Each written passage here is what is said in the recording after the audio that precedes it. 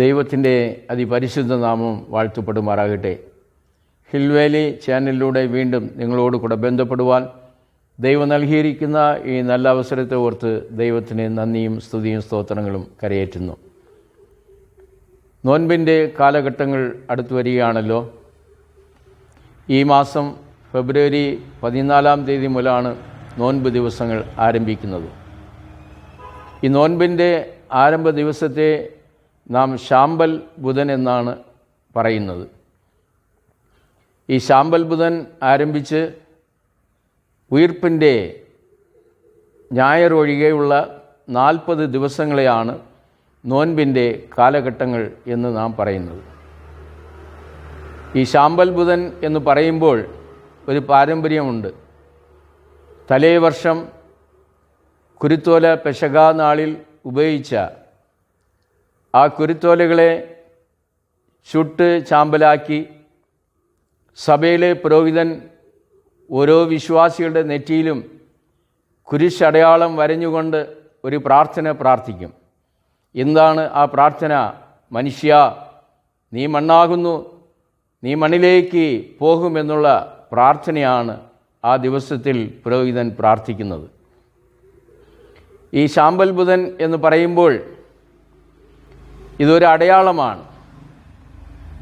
ഈ ദിവസങ്ങളിൽ സഭ ഈ നോൻപ് കാലഘട്ടമായി ആചരിക്കുന്ന ഈ ദിവസങ്ങളിൽ പ്രത്യേകിച്ചും ദൈവത്തോടു കൂടെ അടുക്കേണ്ടതായ ദിവസങ്ങളാണ് ഈ നോൻപ് ദിവസങ്ങൾ എന്ന് പറയുന്നത്. ഇതിനെക്കുറിച്ച് 3 ചിന്തകൾ നിങ്ങളോട് കൂടെ ചുരുക്കമായി ഞാൻ പകരുവാൻ ആഗ്രഹിക്കുന്നു. ഈ നോൻപ് കാലഘട്ടം എന്ന് പറയുന്നത് അനുതാപത്തിൻ്റെ കാലഘട്ടമാണ്.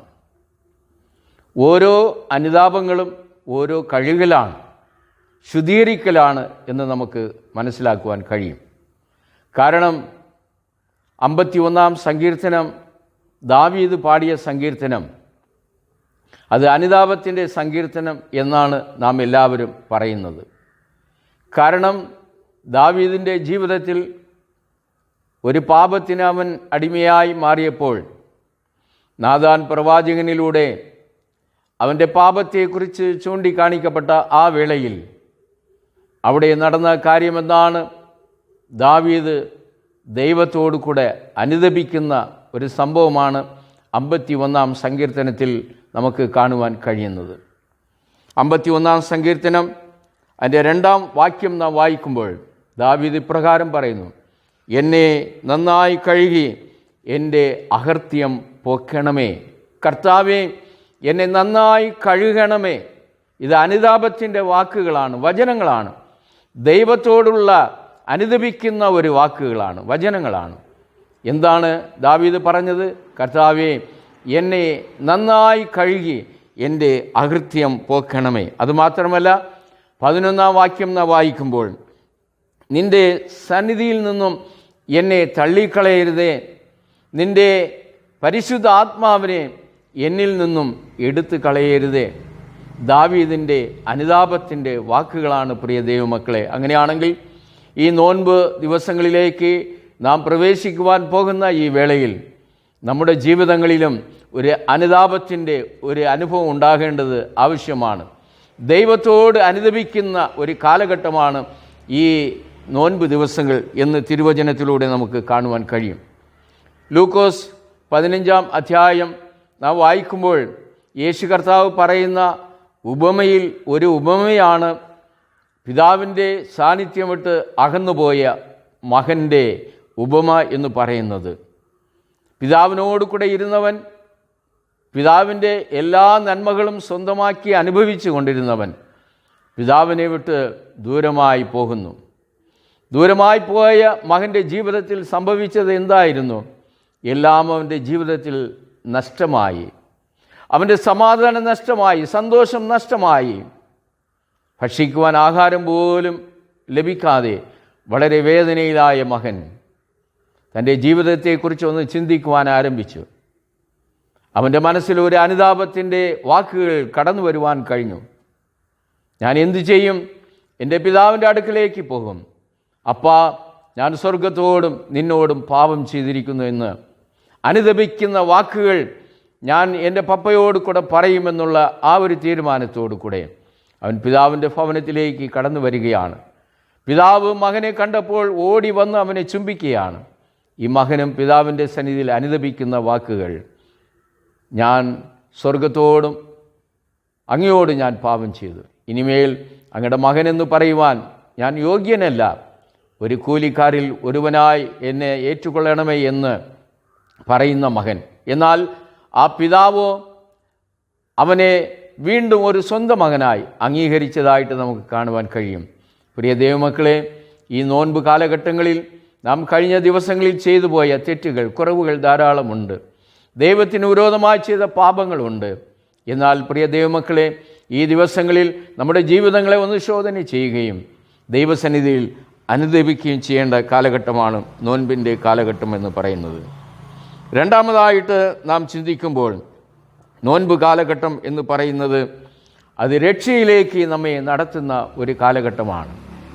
ഈ രക്ഷ എന്ന് പറയുമ്പോൾ യേശുവിൻ്റെ ക്രൂശിലൂടെ നമുക്ക് ലഭിക്കുന്ന ഒരു രക്ഷയാണ്. 1 കൊരിന്ത്യർ 1:18 നാം വായിക്കുമ്പോൾ അവിടെ പറയുന്ന കാര്യം ഇതാണ്: ക്രൂശിൻ്റെ വചനം നശിച്ചു പോകുന്നവർക്ക് പോഷത്വവും രക്ഷിക്കപ്പെടുന്ന നമുക്ക് ദൈവശക്തിയും ആകുന്നു. ക്രൂശിലൂടെ ഉണ്ടാകുന്നതായ രക്ഷയാണ് ഇവിടെ തിരുവചനത്തിലൂടെ നമുക്ക് കാണുവാൻ കഴിയും.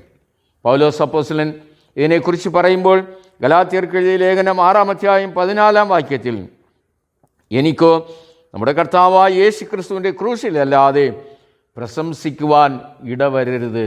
അങ്ങനെയാണെങ്കിൽ യേശുവിൻ്റെ ക്രൂശിലൂടെ രക്ഷ സ്വന്തമാക്കിയ പൗലോസിൻ്റെ ജീവിതം ഒരു മാറ്റത്തിൻ്റെ ഒരു ജീവിത അനുഭവമായി മാറി. രക്ഷയിലേക്ക് അവൻ്റെ ജീവിത അനുഭവം മാറി. അങ്ങനെയാണെങ്കിൽ ഈ നോൻപ് ദിവസങ്ങൾ നമ്മെ രക്ഷയിലേക്ക് നടത്തുന്ന ഒരു ദിവസങ്ങളാണ്. മൂന്നാമതായിട്ട് പുതുക്കം പ്രാപിക്കുന്നതിൻ്റെ ദിവസങ്ങളാണ്. ലെൻഡ് എന്ന് പറയുമ്പോൾ നമുക്കറിയാം വസന്തകാലം എന്നാണ് പറയപ്പെടുന്നത്. വസന്തകാലം എന്ന് പറയുമ്പോൾ മരം, ചെടി ഇവകളിലുള്ള ആ ഇലകളും പൂക്കളും എല്ലാം കൊഴിഞ്ഞിട്ട് വീണ്ടും ഒരു പുതുക്കം പ്രാപിക്കുന്നതിനെ നമുക്ക് കാണുവാൻ കഴിയുന്നുണ്ട്. അതുപോലെ നമ്മുടെ ക്രിസ്തീയ ജീവിതങ്ങളിലും ഈ ദിവസങ്ങൾ ഒരു പുതുക്കം പ്രാപിക്കലിൻ്റെ ദിവസങ്ങളായി മാറേണ്ടത് ആവശ്യമാണ്. 2 കൊരിന്ത്യർ 5:17 നാം വായിക്കുമ്പോൾ വിശുദ്ധ അപ്പോസ്തലനായ പൗലോസ് പറയുന്നു, ഒരുവൻ ക്രിസ്തുവിലായാൽ പുതു സൃഷ്ടിയാകുന്നു, പഴയതെല്ലാം പോയി എല്ലാം പുതിയതായി എന്ന് പറയുന്നത് പോലെ ഈ നോൻപ് ദിവസങ്ങളിൽ കടന്നു വന്നിരിക്കുന്ന പ്രിയ ദൈവമക്കളെ, നോൻപ് ദിവസങ്ങൾ എന്ന് പറയുമ്പോൾ അത് അനുതാപത്തിൻ്റെ ദിവസങ്ങളാണ്, അനുദപിക്കേണ്ടതായ ദിവസങ്ങളാണ്, കഴുകപ്പെടേണ്ടതായ ദിവസങ്ങളാണ്. നോൻപ് ദിവസങ്ങൾ എന്ന് പറയുന്നത് രക്ഷയിലേക്ക് കടന്നു വരേണ്ടതായ ദിവസങ്ങളാണ്. യേശുവിൻ്റെ ക്രൂശിലൂടെയുള്ളതായ രക്ഷ. അവസാനമായിട്ട് നാം ചിന്തിക്കുമ്പോൾ നാം പുതുക്കം പ്രാപിക്കുന്നതായ ദിവസങ്ങളാണ് ഈ നോൻപ് ദിവസങ്ങൾ. അങ്ങനെ നമ്മുടെ ജീവിതം ഒരു പുതുക്കത്തിൻ്റെ അനുഭവത്തിലേക്ക് കടന്നു വന്ന് ദൈവത്തിൻ്റെ നന്മകളെയും സമാധാനത്തെയും സന്തോഷത്തെയും ഈ ദിവസങ്ങളിൽ നാം സ്വന്തമാക്കാം. ദൈവത്തിനായി ജീവിക്കാം. ദൈവം നിങ്ങളെല്ലാവരെയും അനുഗ്രഹിക്കട്ടെ, ആശീർവദിക്കട്ടെ. ആമേൻ.